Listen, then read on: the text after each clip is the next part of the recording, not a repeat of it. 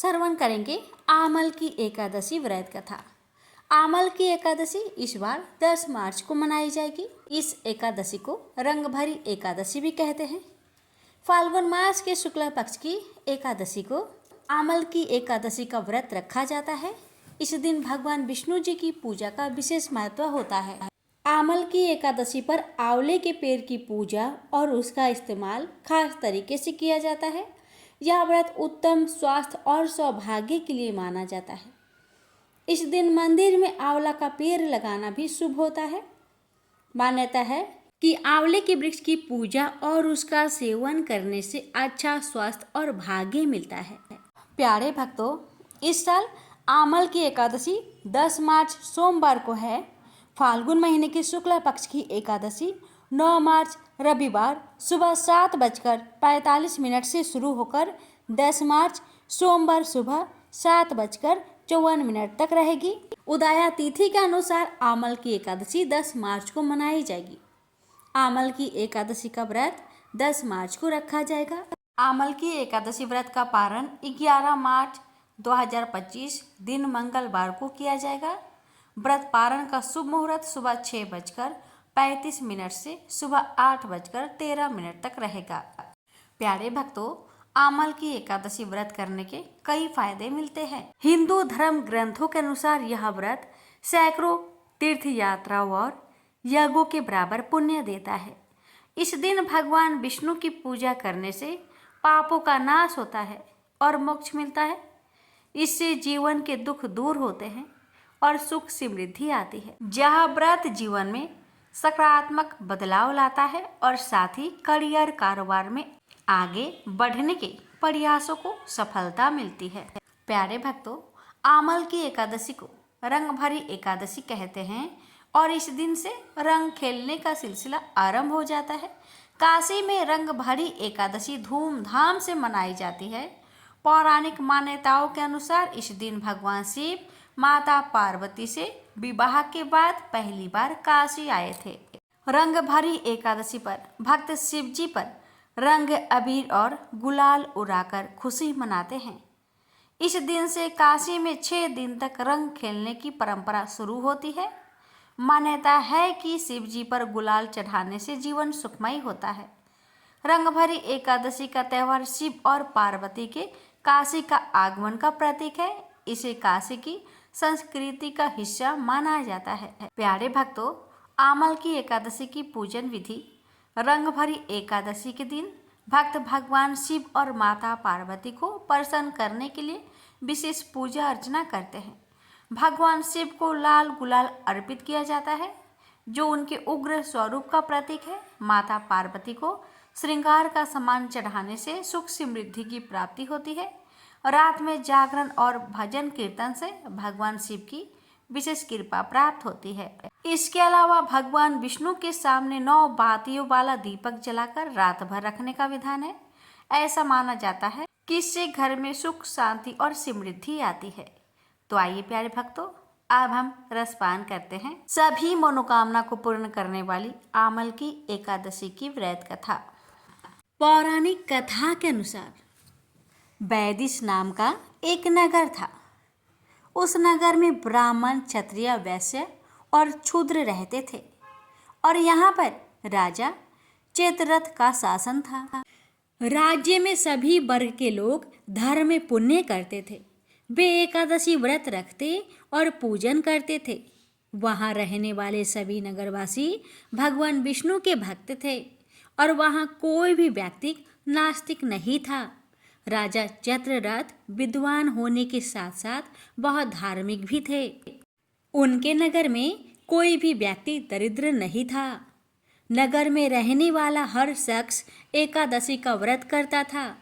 एक बार जब फाल्गुन महीने में आमल की एकादशी आई तो सभी नगरवासी और राजा ने यह व्रत किया और मंदिर जाकर आंवले की पूजा की और वहीं पर रात्रि जागरण किया। तभी रात के समय वहाँ एक बहेलिया आया जो कि घोर पापी था, लेकिन उसे भूख और प्यास लगी थी। इसलिए मंदिर के कोने में बैठकर जागरण को देखने लगा और विष्णु भगवान व एकादशी महात्मा की कथा सुनने लगा। इस तरह पूरी रात बीत गई। नगर वासियों के साथ बहेलिया भी पूरी रात जागता रहा। सुबह होने पर सभी नगरवासी अपने घर चले गए। तब बहेलिया भी घर जाकर भोजन किया, लेकिन कुछ समय के बाद बहेलिया की मौत हो गई। हालांकि उसने आमल की एकादशी व्रत कथा सुनी थी और रात्रि जागरण भी किया था, इसलिए उसने राजा विदुरथ के घर में जन्म लिया। राजा ने उसका नाम वसुरथ रखा। बड़ा होकर वह नगर का राजा बना। एक दिन वह शिकार पर निकला, लेकिन बीच में ही मार्ग भूल गया। रास्ता भूल जाने के कारण वह एक पेड़ के नीचे सो गया। थोड़ी देर बाद वहीं मलेच्छ आ गए और राजा को अकेला देखकर उसे मारने की योजना बनाने लगे। उन्होंने कहा कि इसी राजा के कारण उन्हें देश निकाला दिया गया, इसलिए इसे मार देना चाहिए। इस बात से अनजान राजा सोता रहा। मलेच्छों ने राजा पर हथियार फेंकना शुरू कर दिया, लेकिन उनके अस्त्र राजा पर फूल बनकर बरसने लगे। कुछ देर के बाद सभी मलेच्छ जमीन पर मृत पड़े थे। भक्तों, जब राजा की नींद खुली तो उन्होंने देखा कि कुछ लोग जमीन पर मृत पड़े हैं। राजा समझ गया कि वह सभी उसे मारने के लिए आए थे, लेकिन किसी ने उन्हें ही मौत की नींद सुला दिया। यह देखकर राजा ने कहा कि जंगल में ऐसा कौन है जिसने उसकी जान बचाई है। तभी आकाशवाणी हुई कि हे राजन, भगवान विष्णु ने तुम्हारी जान बचाई है। तुमने पिछले जन्म में आमल की एकादशी का व्रत कथा सुनी थी और उसी का फल है कि आज तुम शत्रुओं से घिरे होने के बावजूद भी जीवित हो। राजा अपने नगर लौटा और सुखपूर्वक नगर का शासन करने लगा और धर्म कार्य करने लग गया। प्रेम से बोलिए विष्णु भगवान की जय। अब सुनिए विष्णु भगवान की परम भक्त की कथा। राजा अम्बरीश भगवान श्री हरि के परम भक्त थे। वे पृथ्वी के सातों द्वीप, अचल संपत्ति और अतुल ऐश्वर्य के शासक होने पर भी इन्हें सपने तुल्य समझते थे, क्योंकि वे जानते थे कि जिस धन वैभव के लोभ में पड़कर मनुष्य घोर नरक में जाता है, वह केवल 4 दिन की चांदनी है। राजा अम्बरीश का भगवान श्री कृष्ण में और उनके प्रेमी साधुओं में परम प्रेम था। उन्होंने अपने मन को श्री कृष्ण के चरणों में, वाणी को भगवान के गुणों का गान करने में, हाथों को श्री हरि के मंदिर मार्जन में और अपने कानों को भगवान की मंगलमयी कथा के श्रवण में लगा रखा था। उन्होंने अपने नेत्रों को श्री हरि के विग्रह व मंदिरों के दर्शन में, नासिका को उनके चरण कमलों पर चढ़ी श्रीमती तुलसी की दिव्य गंध में और जीवा को भगवान के प्रति अर्पित नैवेद्य प्रसाद में संलग्न कर दिया था। राजा अम्बरीश के पैर भगवान के क्षेत्र आदि की पैदल यात्रा करने में ही लगे रहते और वे सिर से भगवान श्री कृष्ण के चरण कमलों की वंदना किया करते थे। इस प्रकार उन्होंने अपने सारे कर्म यज्ञ पुरुष इंद्रियातीत भगवान के प्रति उन्हें सर्वोत्तम एवं सर्वरूप समझकर समर्पित कर दिए थे और भागवत भक्त ब्राह्मणों की आज्ञा अनुसार वे इस पृथ्वी का शासक करते थे। उन्होंने बड़ी बड़ी दक्षिणा वाले अनेकों अश्वमेध यज्ञ करके यज्ञाधिपति भगवान की आराधना की थी। उनकी प्रजा महात्माओं के द्वारा गाए हुए भगवान के उत्तम चरित्रों का बहुत सम्मान करती, किसी समय बड़े प्रेम से श्रवण करती और किसी समय उनका गान करती। इस प्रकार उनके राज्य के मनुष्य देवताओं के अत्यंत प्यारे स्वर्ग की भी इच्छा नहीं करते। राजा अम्बरीश की अनन्य प्रेममयी भक्ति से प्रसन्न होकर भगवान ने उनकी रक्षा के लिए सुदर्शन चक्र को नियुक्त कर दिया था, जो विरोधियों को भयभीत करने वाला एवं भगवान भक्तों की रक्षा करने वाला है। एक बार उन्होंने अपनी पत्नी के साथ भगवान श्री कृष्ण की आराधना करने के लिए 1 वर्ष तक द्वादशी प्रधान एकादशी व्रत करने का नियम ग्रहण किया। उन्होंने 3 रात का उपवास किया और एक दिन यमुना जी में स्नान करके भगवान श्री कृष्ण की पूजा की। तत्पश्चात पहले ब्राह्मणों को स्वादिष्ट और अत्यंत गुणकारी भोजन कराकर उन लोगों के घर 60 करोड़ गौएं सुसज्जित करके भेज दी। जब ब्राह्मणों को सब कुछ मिल चुका तब राजा ने उन लोगों से आज्ञा लेकर व्रत का पारण करने की तैयारी की। उसी समय श्राप और वरदान देने में समर्थ स्वयं दुर्वासा जी भी उनके यहाँ अतिथि रूप में पधारे।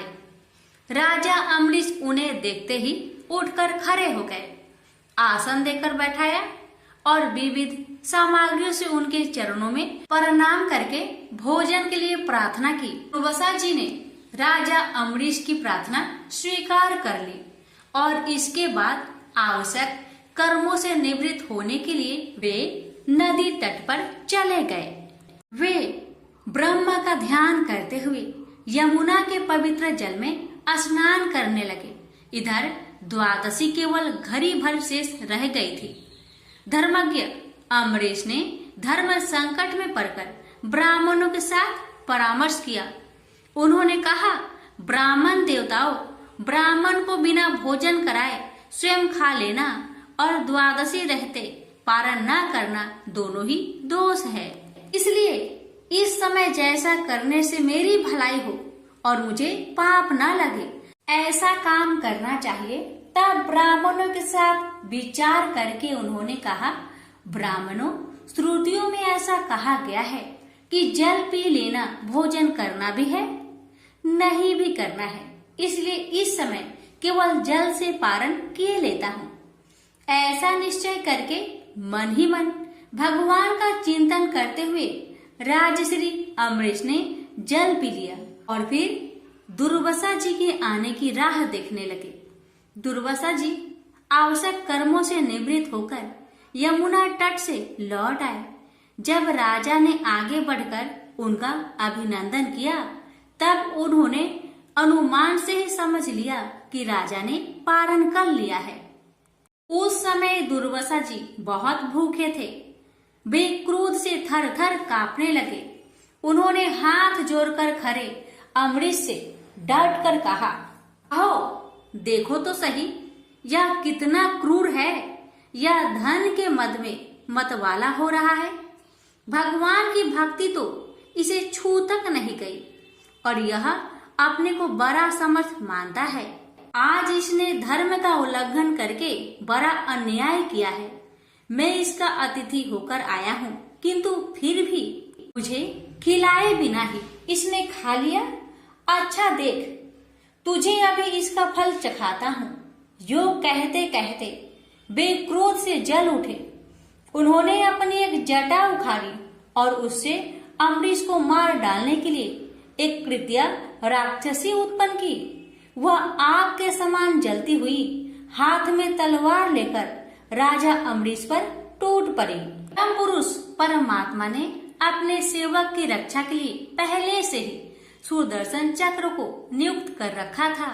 जैसे आग क्रोध से गुर्राते हुए सांप को भस्म कर देती है, वैसे ही चक्र ने दुर्वासा जी की कृत्या को जलाकर ढेर कर दिया। जब दुर्वासा जी ने देखा कि मेरी बनाई हुई कृत्या तो जल रही है और चक्र मेरी ओर आ रहा है, तब वे भयभीत हो अपने प्राण बचाने के लिए जी छोड़कर एकाएक भाग निकले। जैसे ऊंची ऊंची लपटों वाला दवानल सांप के पीछे दौड़ता है, वैसे ही भगवान का चक्र तो मेरे पीछे लग गया है। तब दुर्वासा जी दिशा, आकाश, पृथ्वी, अतल, वितल आदि नीचे के लोक, समुद्र, लोकपाल और उनके द्वारा सुरक्षित लोक एवं स्वर्ग तक में गए। परंतु जहाँ जहाँ वे गए वहीं वहीं उन्होंने असहा तेज वाले सुदर्शन चक्र को अपने पीछे लगा देखा। जब उन्हें कहीं भी कोई रक्षक न मिला तब वे तो डर गए। अपने प्राण बचाने के लिए वे देव शिरोमणि ब्रह्मा जी के पास गए और बोले, ब्रह्मा जी, आप स्वयंभू हैं, भगवान के इस तेजोमयी चक्र से मेरी रक्षा कीजिए। ब्रह्मा जी ने कहा, दुर्वासा जी, मैं शंकर जी, दक्ष, भृगु आदि, प्रजापति, भूतेश्वर आदि सब जिनके बनाए नियमों में बंधे हैं तथा जिनकी आज्ञा सिरोधार्य करके हम लोग संसार का हित करते हैं, उनके भक्त के द्रोही को बचाने में हम समर्थ नहीं है। जब ब्रह्मा जी ने इस प्रकार दुर्वासा को निराश कर दिया तब भगवान के चक्र से संतप्त होकर वे कैलाशवासी भगवान शंकर की शरण में गए। शंकर जी ने कहा, दुर्वासा जी, जिनसे पैदा हुए अनेकों ब्रह्मांडों में हमारे जैसे हजारों चक्र काटते हैं, यह चक्र उन्हीं विश्वेश्वर का शस्त्र है। यह हम लोगों के लिए असह है।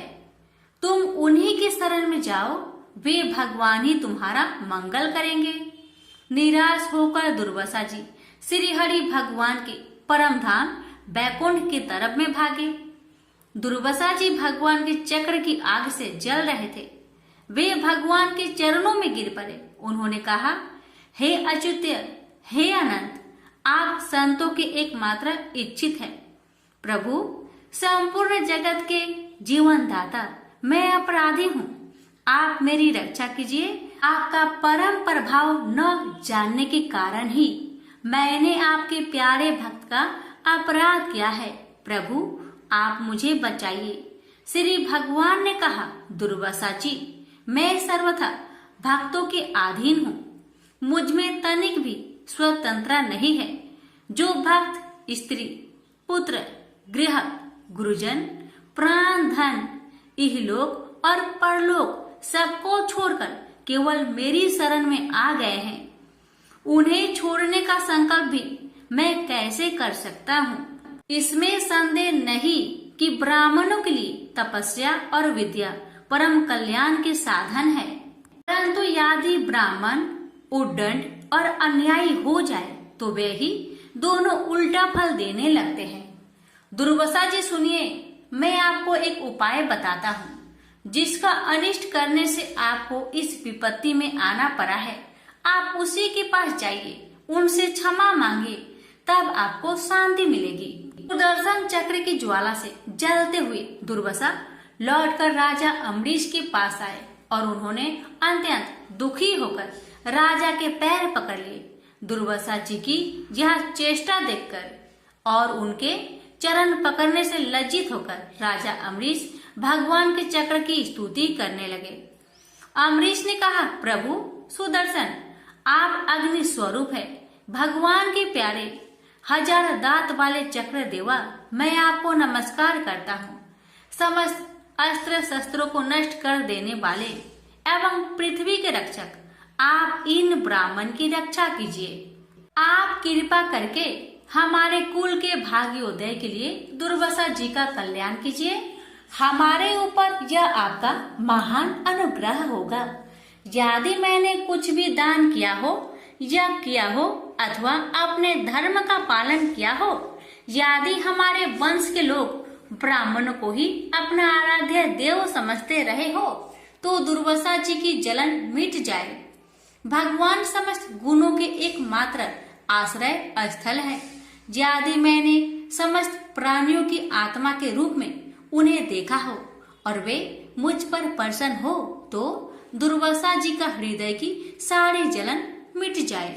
अब राजा अम्बरीश ने दुर्वासा जी को सब ओर से जलाने वाले भगवान के सुदर्शन चक्र की इस प्रकार स्तुति की।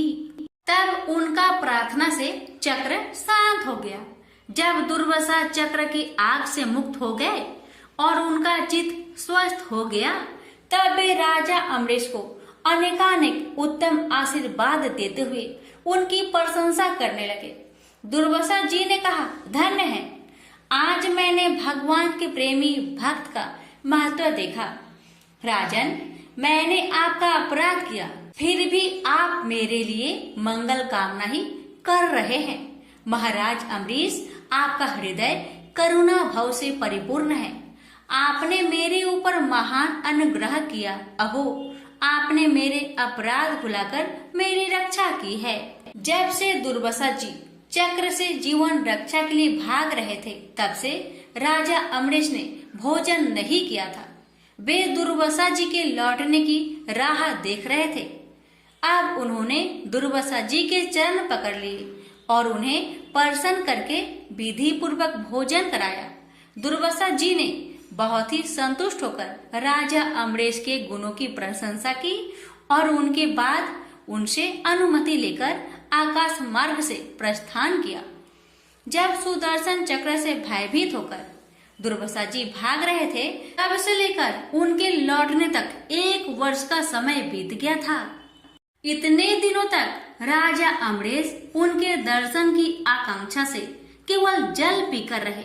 दुर्वासा जी के जाने के बाद उनके भोजन से बचे हुए अत्यंत पवित्र अन्न को राजा ने सपरिवार ग्रहण किया।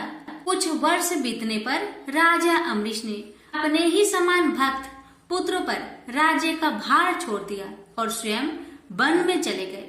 वहां वे बड़ी दृढ़ता के साथ आत्म स्वरूप भगवान में अपना मन लगाकर गुणों के प्रवाह रूपी संसार से मुक्त हो गए। प्रेम से बोलिए लक्ष्मी नारायण की जय। एकादशी माता की कथा। एक बार एक राज्य में एक राजा रहा करता था। राजा बहुत ही बुद्धिमान और बलशाली था। राजा सदैव अपनी प्रजा का बहुत अच्छे से ध्यान रखता था। प्रजा भी अपने राजा को बहुत पसंद करते थे। राजा की 2 बेटियां थी। राजा अपनी दोनों बेटियों से बहुत प्रेम करता था। राजा की छोटी बेटी देखने में बहुत सुंदर और आकर्षण थी और राजा की बड़ी छोटी बेटी के मुकाबले थोड़ा कम सुंदर थी। राजा की छोटी बेटी 11 माता की पूजा किया करती थी और सभी लोग राजा की छोटी बेटी से बहुत प्रेम करते थे और बहुत प्रशंसा किया करते थे। राजा भी अपनी छोटी बेटी को बड़ी बेटी से अधिक प्रेम करता था, जिस कारण राजा की बड़ी बेटी को अपनी छोटी बहन से बहुत नफरत होने लगी थी। राजा की दोनों बेटियां जब बड़ी हो गई, तब एक पड़ोस राज्य में रहने वाला राजकुमार राजा की बड़ी बेटी के लिए रिश्ता लेकर आया। लेकिन जैसे ही उस राजकुमार की नज़र राजा की छोटी बेटी पर पड़ी, तो वह राजकुमार राजा की छोटी बेटी पर आकर्षक हो गया और उससे पहली नज़र में ही प्रेम कर बैठा। उस राजकुमार ने राजा की बड़ी बेटी के साथ विवाह करने से मना कर दिया और उसने राजा से कहा कि मैं आपकी छोटी बेटी से विवाह करना चाहता हूँ। जिसके बाद राजा की बड़ी बेटी यह देखकर अपनी छोटी बहन से बहुत क्रोधित हो गई और राजा की बड़ी बेटी ने अपनी छोटी बहन को अपना सबसे बड़ा दुश्मन मान लिया। राजा की बड़ी बेटी ने अपनी छोटी बहन से बदला लेने का निर्णय लिया, जिसके लिए उसने अपनी छोटी बहन को जान से मारने का प्लान बनाया। राजा की बड़ी बेटी ने अपनी छोटी बहन को मारने के लिए सबसे पहले एक लड्डू में जहर मिलाकर अपनी छोटी बहन को दे दिया और उसको लड्डू खाने के लिए कहा। लेकिन लड्डू खाने के बाद भी छोटी बहन को कुछ नहीं हुआ। बड़ी बहन यह देखकर बहुत आश्चर्यचकित हो गई, लेकिन बड़ी बहन ने हार नहीं मानी और उसने जब रात में छोटी बहन अपने कमरे में सो रही थी, तब एक मटके में सांप रखकर उस कमरे में छोड़ दिया। लेकिन सांप भी छोटी बहन का कुछ नहीं कर पाया, जिसके बाद बड़ी बहन ने अपनी छोटी बहन से कहा कि चलो हम लोग कुएं में से पानी भरकर लाते हैं। जिसके लिए वह अपनी छोटी बहन को पानी भरने के बहाने कुएं के पास ले गई और उसने अपनी छोटी बहन को कुएं में धक्का दे दिया। लेकिन छोटी बहन को तब भी कुछ नहीं हुआ, क्योंकि हर बार 11 माता उसकी रक्षा कर रही थी और उधर बड़ी बहन अपने सारे प्रयासों के बाद असफल हो रही थी, जिससे वह बहुत क्रोधित होती जा रही थी। फिर उसने अपनी छोटी बहन के पास जाकर उससे खुद ही पूछा कि मेरी छोटी बहन, तुमको पता है भगवान ने सबकी मृत्यु एक निश्चित समय पर लिखी हुई है और कैसे तुम्हारी मृत्यु होगी, क्या यह तुम जानती हो? तब छोटी बहन ने अपनी बड़ी बहन को बताया कि हाँ, मैं तो जानती हूँ मेरी मृत्यु कैसे होगी। छोटी बहन से यह सुनकर बड़ी बहन मन ही मन बहुत प्रसन्न होने लगी और उसने अपनी छोटी बहन से कहा कि तो मुझे अपनी मृत्यु का राज बताओ। छोटी बहन ने अपनी बड़ी बहन से कहा कि मेरी मृत्यु तो एक तोते में है, जो तोते के गले में एक हार है, उससे मेरी मृत्यु होगी। जब कोई भी व्यक्ति तोते को मारकर वह हार अपने गले में पहनेगा तो मैं मूर्छित हो जाऊंगी, और जैसे ही उस हार को अपने गले से उतारेगा तो मैं वापस से जीवित हो जाऊंगी। अपनी छोटी बहन की मृत्यु का राज जानकर बड़ी बहन बहुत ही खुश हो गई और उसने अपनी छोटी बहन को मारने के लिए उसके पालतू तोते को ढूंढना शुरू कर दिया और छोटी बहन को इस बात का आभास हो गया था कि कोई उसकी जान लेना चाहता है, जिसके लिए वह अपने पिताजी के पास गई और उसने अपने पिताजी से कहा कि पिताजी, मेरी मृत्यु के बाद आप मुझे जलाइएगा मत, बल्कि आप मुझे अपनी पुरानी वाली हवेली में एक पलंग में लिटाकर छोड़ दीजिएगा। अपनी छोटी लड़की की यह बात सुनकर राजा बहुत आश्चर्यचकित हो गए। राजा ने अपनी छोटी बेटी से पूछा, बेटी, तुम ये क्या कह रही हो?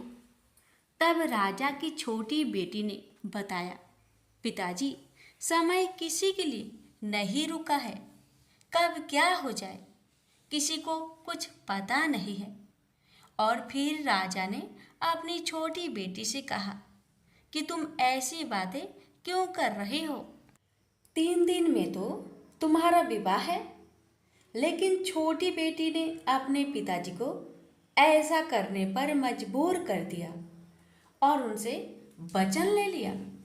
राजा ने भी अपनी छोटी बेटी की बात स्वीकार कर ली और 2-3 दिनों के बाद जब शादी का समय आया तब राजकुमार बारात लेकर राजा के घर आया और राजकुमार और राजा की छोटी बेटी का विवाह शुरू हो गया।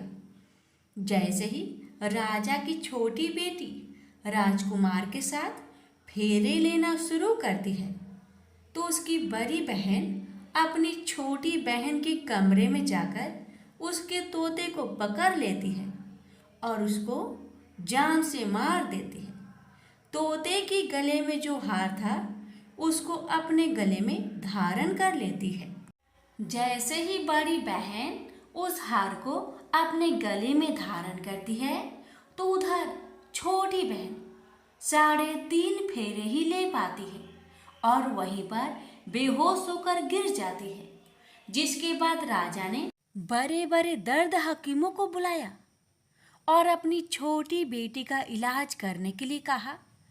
राजा की बात सुनकर वैद्य ने छोटी बेटी को जब चेक किया तो राजा को बताया कि आपकी छोटी बेटी ना तो जीवित है और ना ही मरी हुई है। यह मैं ऐसा पहली बार देख रहा हूँ। राजा ने वैद्य और हकीम को यह बात बाहर बताने से मना कर दिया और उनको कहा कि अगर तुमने यह बात किसी को बाहर बताई तो हम तुम्हें फांसी दे देंगे। राजा ने अपनी छोटी बेटी को पुराने महल में ले जाकर एक पलंग में लिटा दिया और वहां पर कुछ सैनिक को तैनात कर दिया। वापस अपने महल पर आ गया। राजा की बड़ी बेटी अपने पिताजी के पास आई और कहने लगी कि पिताजी, अगर यह शादी संपन्न नहीं हुई तो आपकी इज्जत का क्या होगा? आप कहे तो आपकी इज्जत बचाने के लिए राजकुमार से शादी करने के लिए तैयार हूँ। जिसके बाद राजा ने अपनी बड़ी बेटी की बात मान ली और राजा ने बड़ी बेटी को छोटी बेटी की कपड़े पहनाकर मंडप पर भेज दिया। लेकिन राजकुमार यह जान गया कि यह राजा की छोटी बेटी नहीं बल्कि यह राजा की बड़ी बेटी है। लेकिन जब राजकुमार ने शादी करने से मना किया तो सभी लोगों ने राजकुमार को विवश करके राजा की बड़ी बेटी से बचे हुए फेरे को संपन्न करा दिया और विवाह करवा दिया। जिसके बाद राजकुमार राजा की बड़ी बेटी को अपने महल ले गया।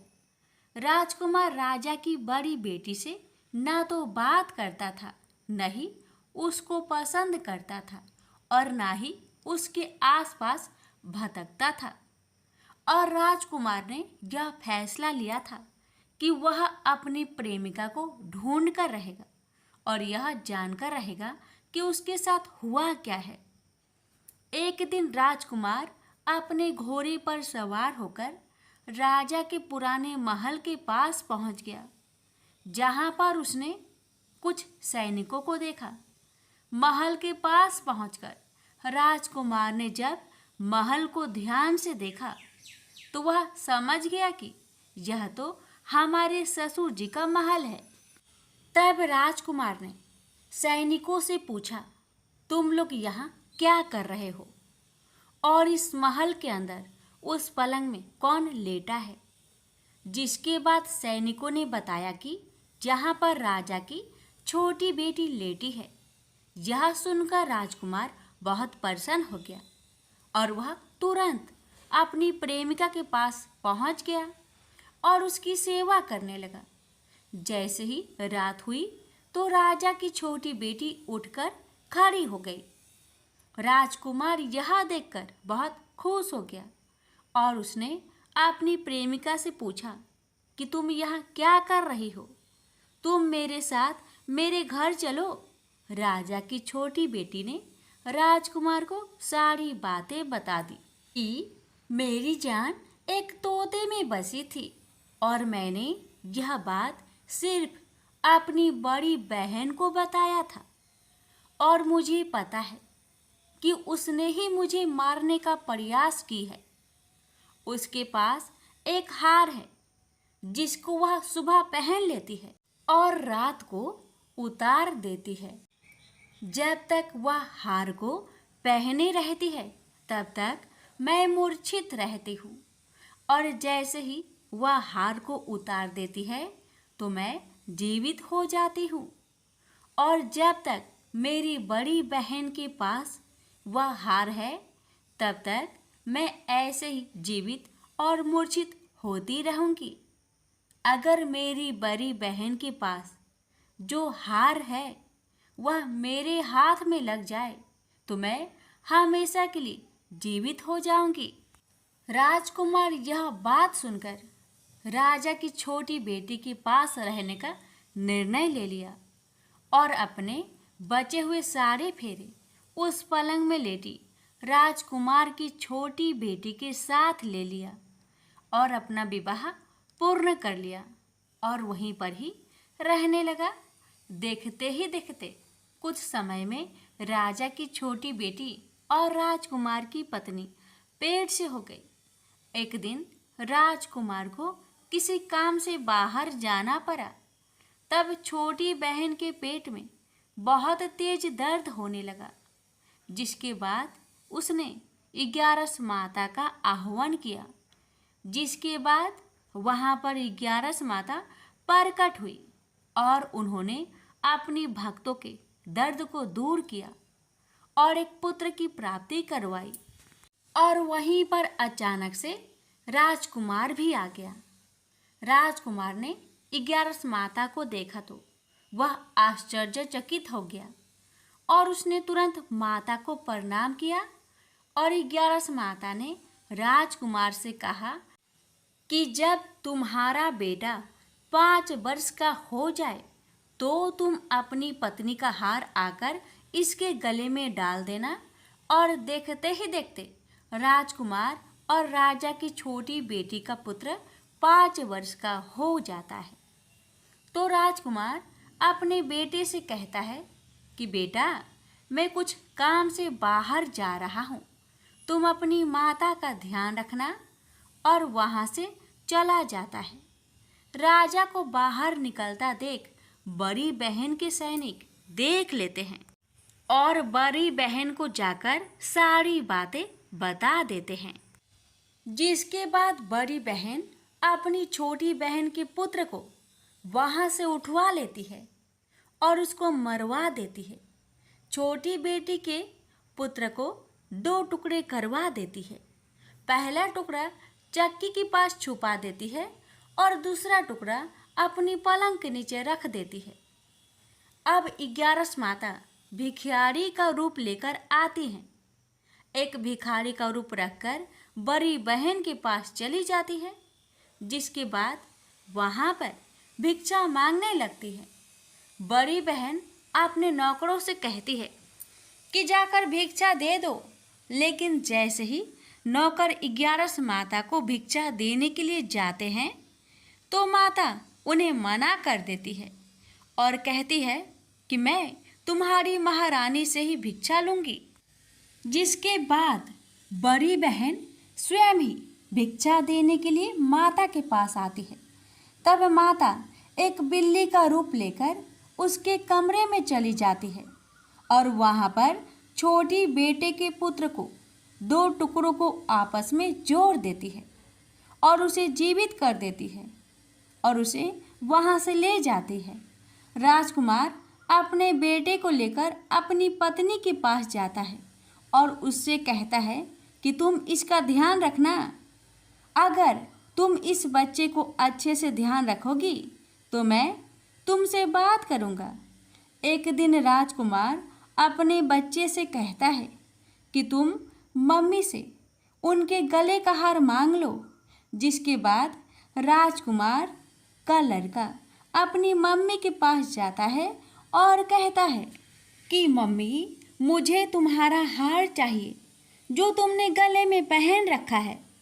यह सुनकर पहले तो बड़ी बहन बहुत क्रोधित होती है, पर उसको यह याद आता है कि राजकुमार ने कहा था कि अगर मैं इस बच्चे का ध्यान अच्छे से रखूंगी तो वह मुझसे बात करेंगे, जिसके कारण वह हार को उस बच्चे को दे देती है और वह तुरंत हार ले जाकर अपने पिताजी को दे देता है। और तभी राजकुमार अपने बेटे को लेकर वहाँ से जाने लगता है और अपनी पत्नी से कहता है कि तुम हमारे लिए खाना बनाकर रखना, मैं शाम को आकर तुम्हारे साथ खाऊंगा। और वह अपने बेटे को लेकर वहाँ से चला जाता है। जिसके बाद वह राजा के पास जाता है और उसको सारी बातें बता देता है। राजा अपनी बड़ी बेटी की यह करतूत सुनकर बहुत क्रोधित होते हैं और अपनी परवरिश पर ही दोष देने लगते हैं और राजकुमार को अपनी छोटी बेटी के साथ रहने के लिए आदेश देते हैं। 11 माता ने जैसी कृपा छोटी बेटी पर की, वैसी ही कृपा अपने सभी भक्तों पर करना, हर कष्टों को दूर करना। प्रेम से बोलिए एकादशी माता की जय। इस कथा को हर एकादशी व्रत कथा के साथ जरूर सुनना चाहिए। इससे लक्ष्मी नारायण एकादशी माता की विशेष कृपा प्राप्त होती है। प्रेम से बोलिए लक्ष्मी नारायण की जय, एकादशी माता की जय।